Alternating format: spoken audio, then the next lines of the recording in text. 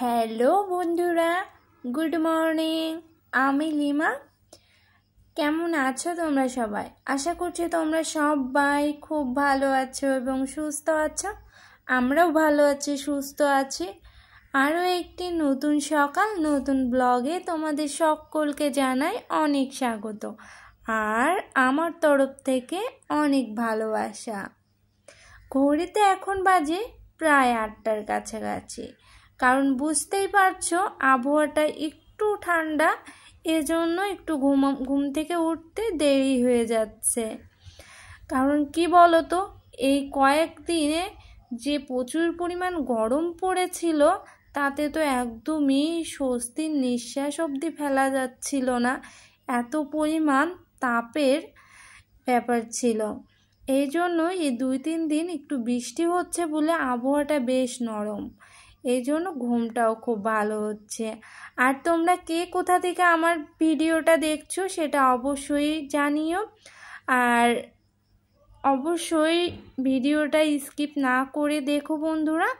তোমাদের কাছে অনুরোধ রইল ভিডিওটা সম্পূর্ণ দেখার।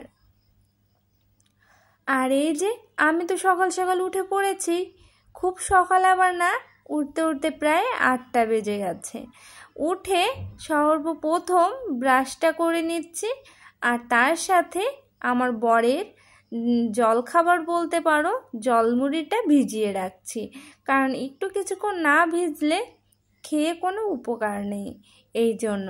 আর তোমরা ইতিমধ্যে আমার ভিডিওতে প্রতিদিনই দেখতে পাও যে তোমাদের দাদা ভাই আর কিছু খাক আর না খাক, সকালের এই জলমুড়িটা সব সময় খায়, কারণ এতে ওর পেটটা ঠান্ডা থাকে। এই তো জলমুড়িটা ভিজিয়ে রেখে চলে আসলাম ঘরটা ঝাড়ু দিতে, আর খাটের পরে আয়রনটা গরম করতে বসিয়ে দিয়েছি। কারণ আজ আমার সব থেকে বড় কাজ বরের শার্ট প্যান্টগুলো আয়রন করে রেডি করতে হবে, কারণ ও স্নানে ঢুকে গেছে, স্নান করে এসে রেডি হবে কাজে যাওয়ার জন্য। এর জন্য খুবই তাড়া, এমনি দেরি হয়ে গেছে উঠতে, তাই তো ঘরটা আগে ঝাড়ু দিয়ে নিচ্ছি। কারণ তোমাদের দাদাভাই এসে আবার পুজো দেবে, এই জন্য আমি এই ঘরটা আগে ঝাড়ু দিয়ে নিচ্ছি। আর ঝাড়ু দিয়ে সোজা চলে আসলাম আয়রন করতে। আর ব্রাশটা তো মুখের ভিতরেই থেকে গেছে, কিছু করার নেই, ভিডিওটা এডিট করতে যে খেয়াল করলাম। কারণ এইটা মানে আমার একদমই বদ অভ্যেস হয়ে গেছে বলতে পারো। আর আয়রনটা যে একটু সময় করে রাখবো সেটারও সময় পাচ্ছি না, জানো তো বন্ধুরা। সংসারের কাজে এটা ওটা করতে করতেই যেন সময়টা চলে যায়, আর যেন বাড়তি কোনো কাজ যেন করতেই পারি না, এমন একটা অবস্থা। আর একটা কথা কি জানো বন্ধুরা, ওই যে কথায় আছে না, সেরা কাঁথায় শুয়ে লাখ টাকার স্বপ্ন দেখা। আমাদের মতো মধ্যবিত্ত পরিবারে সেরা কাঁথায় শুয়ে লাখ টাকার স্বপ্ন দেখলেও সেই স্বপ্নগুলো যে আদৌ পূরণ হয় কিনা তার কোনো ঠিক নেই। কিন্তু যখনই আমরা বুঝতে পারি যে না, আমাদের চাহিদাটা একটু বেশি হয়ে যাচ্ছে, আমাদের সামর্থ্যটা অনেকটা নিচু, অনেকটা কম, হয়তো আমাদের এমন স্বপ্ন দেখা উচিত নয়, তখনই যেন স্বপ্নটা থেকে বেরিয়ে আসার চেষ্টা করি, তাই না বলো বন্ধুরা? যখন আমাদের মনের ভিতরে ঢুকে যায় যে না, এই স্বপ্নটা পূরণ হওয়া সম্ভব নয়, যখন মনে পড়ে যায় আমরা তো মধ্যবিত্ত, আমাদের এত টাকা কোথায় যে ছেঁড়া খাতায় শুয়ে লাখ টাকার স্বপ্ন দেখব, কিন্তু তবু যেন খুব ইচ্ছা করে যে না, আমারও একদিন আমিও গর্ব করবে বলবো যে আমার স্বামীরও আজ সব আছে। একদিন যারা আঙুল তুলে দেখিয়ে বলেছে যে লিমা তো পালিয়ে গিয়ে বিয়ে করেছে, ওর বরের সামর্থ্য বা কতটুকু, কিন্তু কি জানো তো বন্ধুরা, আমি খুব অল্পতে খুশি। আমার তেমন কোনো চাহিদা নেই যে আমার বড় বাড়ি, বড় গাড়ি, অনেক খাবার দাবার, দামি পোশাক, সব কিছু আমার একসাথে চাই, এমন কোনো ব্যাপার নেই, জানো তো। আমি খুব অল্পতে খুশি। আমি যদি দিনে শুধু কি বলো তো, অনেক মধ্যবিত্ত ফ্যামিলিতে থেকে বড় হয়েছি তো, বাবারও তেমন সামর্থ্য ছিল না।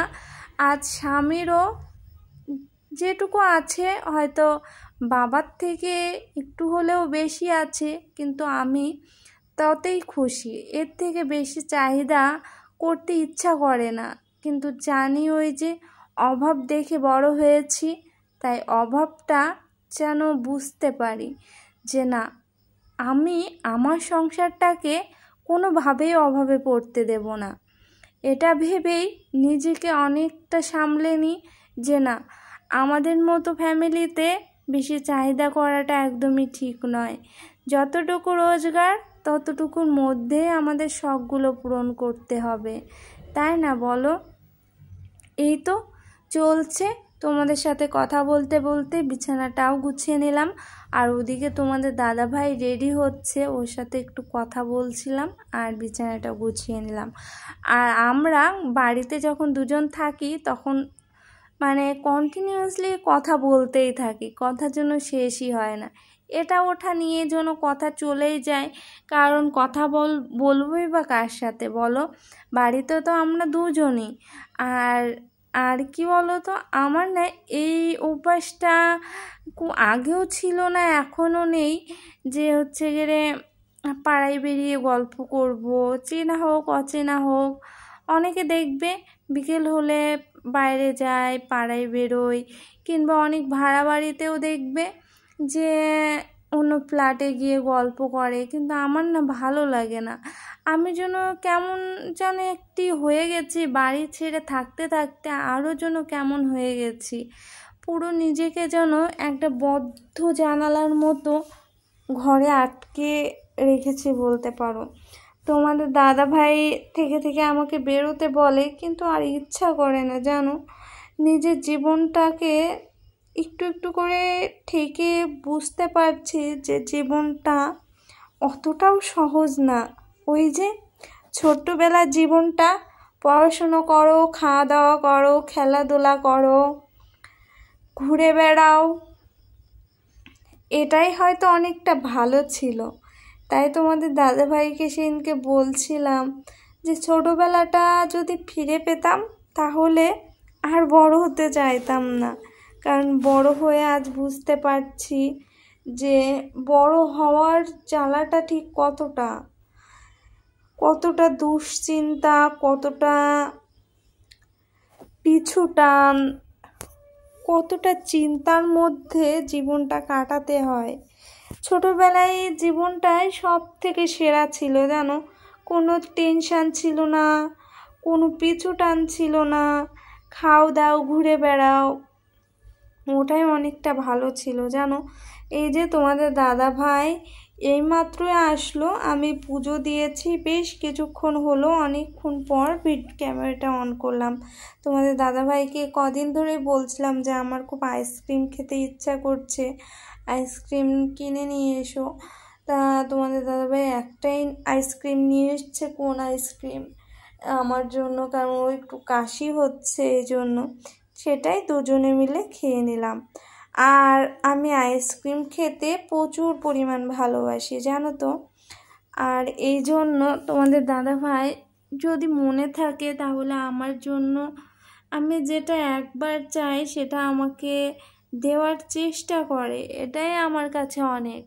খুব বেশি তো চাহিদা নেই, খুব ছোট ছোট চাহিদা, খুব ছোট ছোট আবদার বলতে পারো ওর কাছে আমার, যেটা ও চাইলেই পূরণ করতে পারবে, ওর কোনো কষ্ট হবে না। আর আমি তোকে দেখছি এই 6টা বছর ধরো, বিয়ের পর আরও কাছ থেকে দেখছি, আর বিয়ের আগে ধরো 5-6 বছর চিনতাম রিলেশনে যখন ছিলাম, তাই ওকে মোটামুটি বলতে পারো চিনে তো গেছি, তাই না? যে ওর কখন কি হয় না হয়, ও কখন রেগে যেতে পারে, কোন ব্যাপারটা ওর খারাপ লাগতে পারে, সেটা আমার থেকে ভালো হয়তো ওর ফ্যামিলির কেউ জানে না, এটাই। আর এই দেখো আজ করলাম পটল ভাজা করলাম, আর ডিমের ঝোল করলাম, ডিম ভাজা করে আর করছি আমটক। আর তোমাদের দাদাভাই তো দুদিন আগে আম নিয়ে এসেছিলো, হচ্ছে গেলে 3টা আম নিয়ে এসেছিলো। তার মধ্যে একটা আম টক ডাল করেছিলাম আর একটা আম ওই যে টক বানালাম আজ। চলো দুপুরের খাওয়া দাওয়াটা সেরে নিই, পরে আসছি। রান্নাটা হয়েই গেছে আমাদের পুরোটা। এই যে চলে আসলাম ঠিক বিকেল টাইমে। তার ভিতরে খাওয়া দাওয়া করে আমি সবসময় চেষ্টা করি খাওয়া দাওয়াটা সেরে নিয়ে সঙ্গে সঙ্গেই বাসনগুলো মেজে রাখার। এই জন্য বাসনগুলো মেজে একটু রেস্ট নিয়েছি। তোমাদের দাদাভাই এইমাত্র বেরিয়ে গেল আর আমিও উঠে পড়লাম, শুয়েছিলাম এতক্ষণ। আর আজকের ভিডিওটা প্রায় সকাল থেকে সন্ধ্যা অবধি তোমাদের সাথে শেয়ার করলাম। তোমাদের কেমন লাগলো না লাগলো সেটা কমেন্টে জানাতে কিন্তু ভুলো না।